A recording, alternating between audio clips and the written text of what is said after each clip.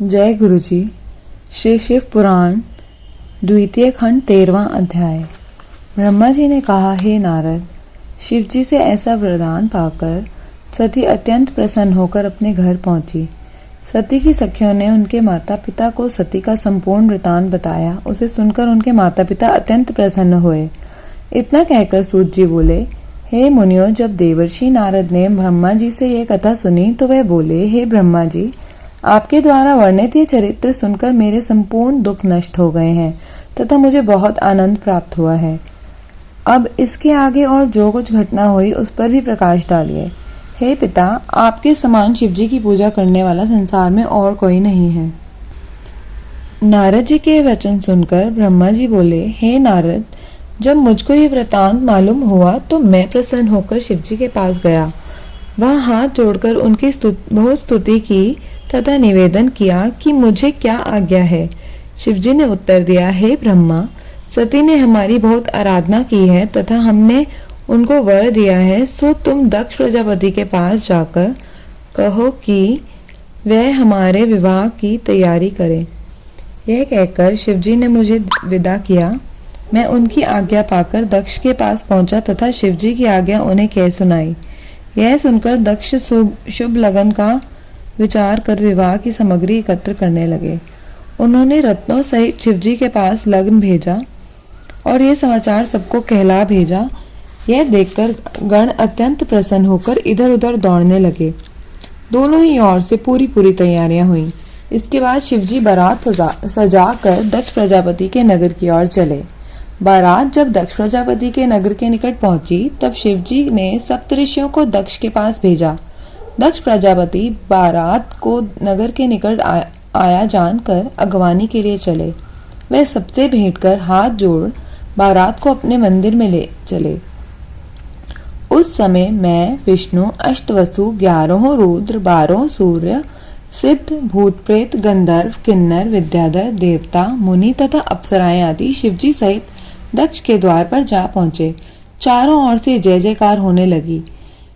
वेद एवं कुल की रीति के अनुसार सब कार्य संपन्न हुए। गायन होने लगा।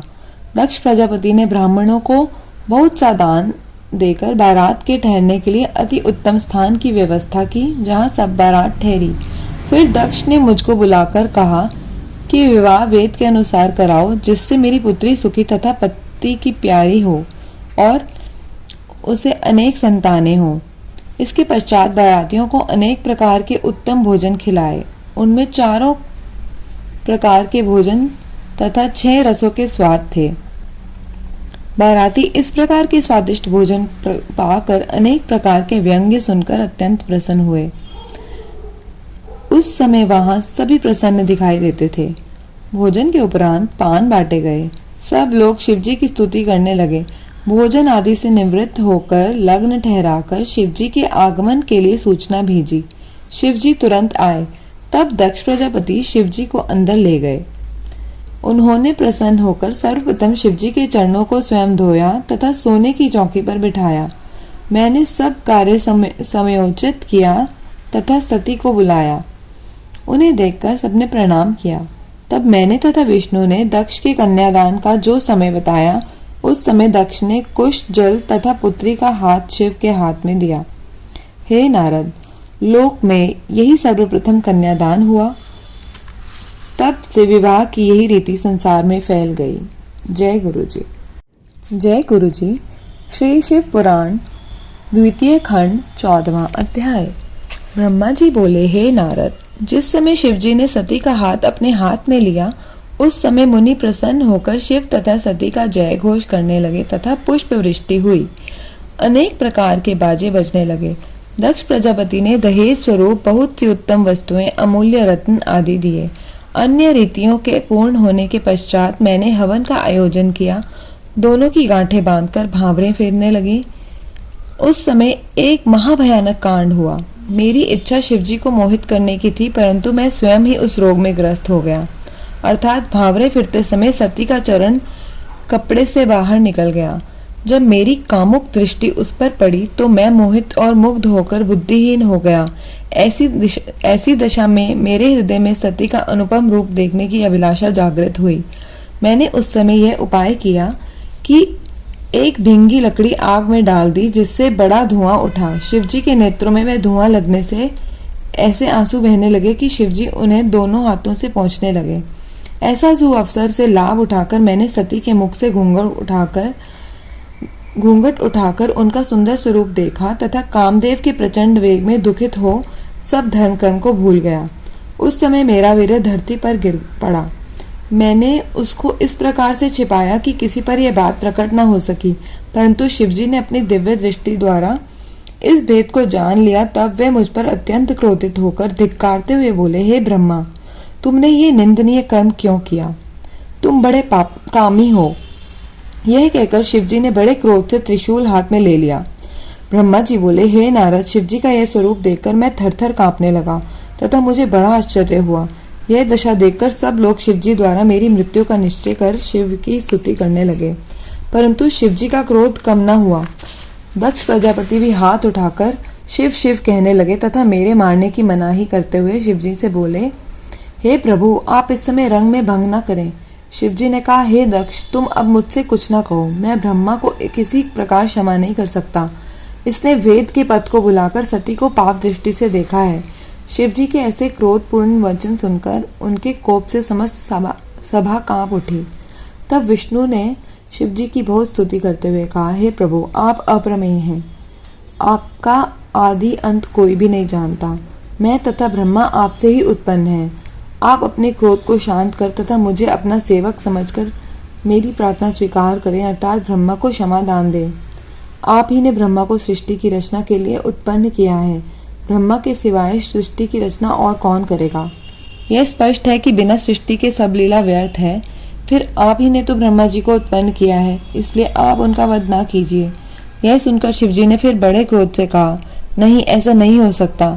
हम ब्रह्मा का अवश्य वध करेंगे। हम स्वयं सृष्टि की रचना करेंगे अथवा दूसरा ब्रह्मा उत्पन्न कर सब लोगों में इस बात को प्रकट कर देंगे। हमको अब मत रोको, हमारा क्रोध कभी व्यर्थ नहीं जाता। शिवजी ने यह कह अपना समस्त शरीर जलती हुई अग्नि के समान कर दिया। देवता तथा मुनि आदि कोई भी ऐसा ना था जो उस स्वरूप को देख सका। मैं तो जैसे शिव रूप में ही समा गया। दक्ष को भी अति खेद से सब अनंत विस्मरण हो गया। उसने अत्यंत दुखी होकर शिवजी के चरण कमलों का ध्यान करके बहुत प्रार्थना की। विष्णु ने मुझे शिवजी के चरण के नीचे डाल दिया और मुझसे बहुत स्तुति कराई तथा स्वयं की भी स्तुति की। वे बोले, मैं और ब्रह्मा दोनों आपके सेवक हैं। आप अपनी कृपा दृष्टि से हम दोनों की ओर देखिए। ऐसा आनंदोत्सव में किसी और प्रकार का शोक उत्पन्न नहीं होना चाहिए। केवल आप ही हमारे रक्षक हैं। अब जो आप उचित समझे वही वर दीजिए। आप ब्रह्मा के दोनों हाथ पकड़कर उन्हें अभय दान दीजिए। यह कहकर हम दोनों शिवजी के चरणों पर गिर पड़े। दक्ष भी अत्यंत दीन बनकर त्राहिमाम त्राहिमाम कह उठे। हे नारद, उस समय शिवजी ने सती को अत्यंत दुखी जानकर अत्यंत कृपा पूर्वक मेरे मस्तक पर अपना हाथ रखा और मुझे अभय दान दिया। उस समय मैं तथा विष्णु अत्यंत प्रसन्नता को प्राप्त हुए। दक्ष तथा अन्य सभासद भी आनंदमग्न हो गए। उस हर्ष में भरकर मैंने भगवान सदाशिव की अनेक प्रकार से स्तुति की और यह कहा, हे प्रभु, आपने मुझे पाप रूपी समुद्र में डूबते हुए की रक्षा की है और नरक की अग्नि से पड़ने से बचाया है। अब आप कृपा करके वह उपाय बताइए जिससे मेरा यह महान पाप नष्ट हो जाए।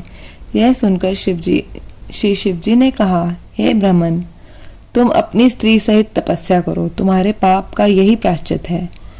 जब तुम तपस्या द्वारा निष्पाप हो जाओगे उस समय तुम्हारा नाम रुद्रशीरा होगा और तभी तुम अपने संपूर्ण मनोरथ को प्राप्त होगे। तुमने देवताओं का अधिपति होते हुए भी जो मनुष्य के समान निकृष्ट कर्म किया है, उसके कारण तुम्हें मनुष्य योनि में जन्म लेकर लज्जा उठानी पड़ेगी। इस उपाय से तुम्हारा पाप नष्ट हो जाएगा। भगवान सदाशिव के श्री मुख से निकले हुए इन वचनों को सुनकर मुझे तथा दक्ष को अत्यंत प्रसन्नता हुई। जय गुरु जी।